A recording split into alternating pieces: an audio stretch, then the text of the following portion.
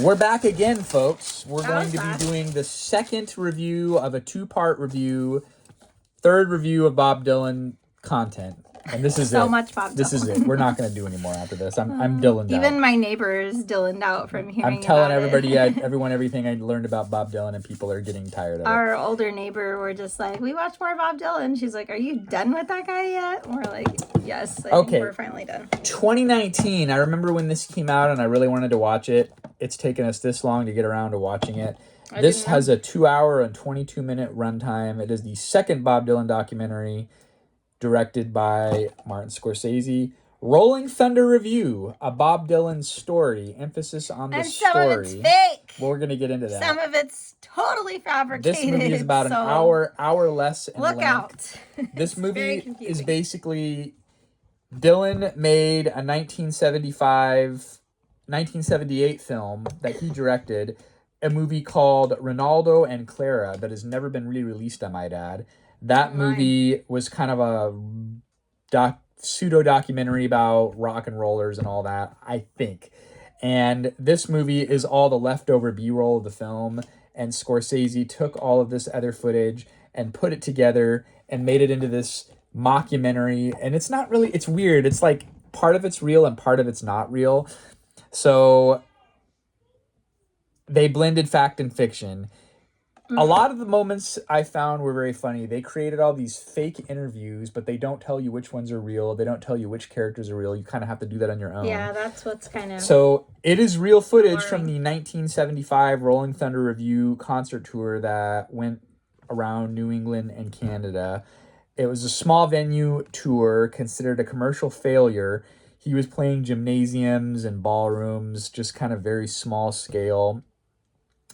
And after the success of the 2005 documentary, which we had reviewed before, No Direction Home, that film, the manager, Jeff Rosen, approached Scorsese again to make a second documentary about the Rolling Thunder Revue.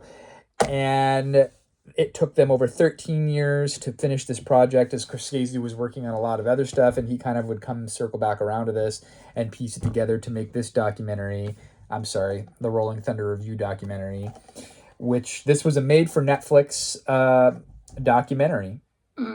And it was released on DVD by Criterion, and we love Criterion because they do a lot of awesome re-releases and restorations. We do? I didn't know. I got a lot of great Criterion stuff. The Criterion Closet. I love seeing all the actors go and pick their favorite movies.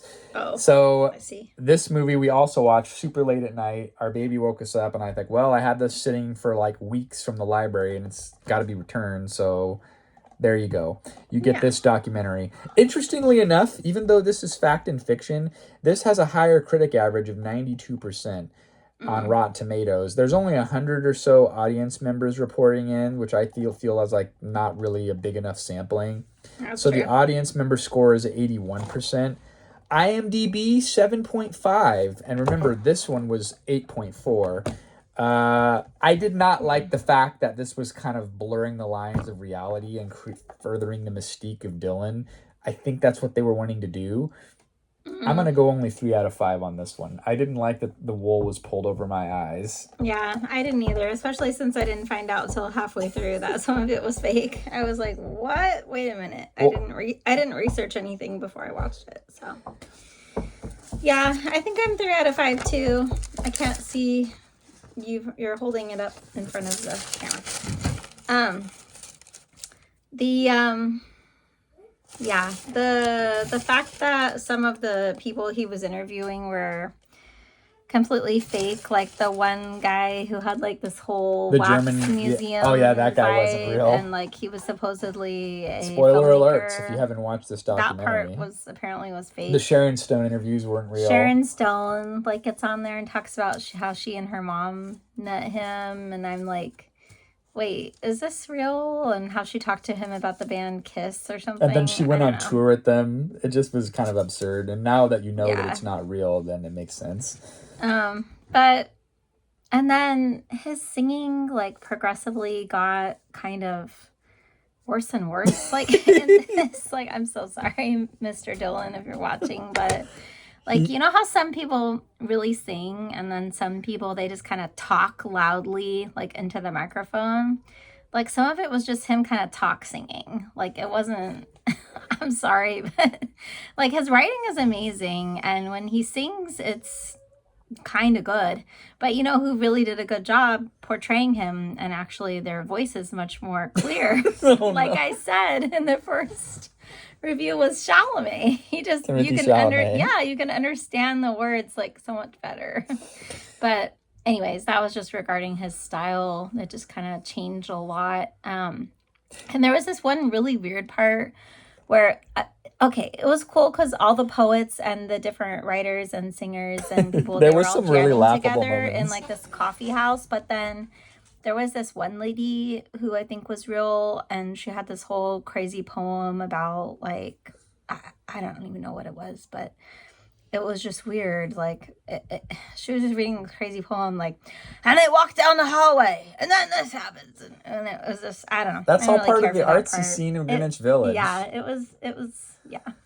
And then Allen Ginsberg was interspersed. They took a lot of Wait. historical footages because again they had like years and years of interviews that they took, and then they would intersperse those as needed. And You know what was weird, really too? good laughable moments. You know what was weird too was just his style totally changed in this. Like He's wearing you can't really eyeshadow, see, and but he's like wearing he this wears big this cowboy hat with, with all flowers. these flowers around it, and it shows him painting his face. He paints it white, yeah. and there's a big. It doesn't even go to the edge of his face It's like a crude. normal face paint. It's like a line right here and right here, and then he paints it like all white in there and puts like eyeliner all around his eyes and wears like this big fluffy scarf. It was artsy, you know. My opinion on that It's is kind of it's odd. just showing the progression of him, and you even see this in the first documentary, No Direction Home. Yeah. Because of when they show him going electric. I'll be right there. He didn't want to be put in a box musically, and he just kind of wanted to progress. And that's what they were saying in some of the notes that I took on this. He doesn't look back. He only moves forward. And one of the first interviews in this particular documentary, they asked him what he thought about it. He didn't care. It was in the past, and he's moved on. So I'm 3 out of 5. I wish it would have been more real to life. It was funny, some of the fake interviews, but it just kind of like... sometimes it was kind of funny. I wanted it to be a continuation of a real interview focusing on his 70s career. Yeah. And instead they kind of blended. But then in my notes, I said...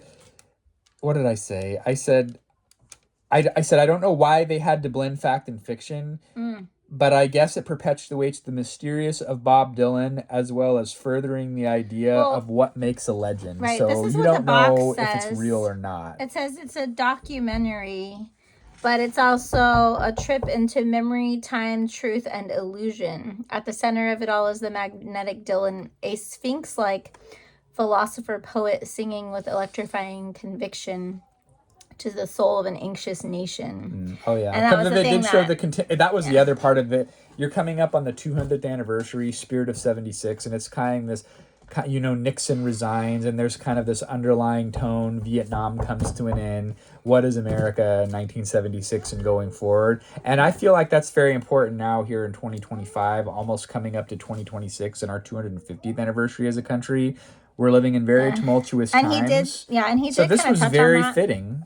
He kind of said, like, well, how, or was it him or somebody else who said, like, how can an artist really answer the social problems, like, of our time? You know, like people are looking to these musical artists or poets. And they don't like, how to necessarily have the answer. answers. They're And, just like, musicians. They can write about what the problems are, or maybe some solutions, but ultimately it's locked. Benjamin locked the door.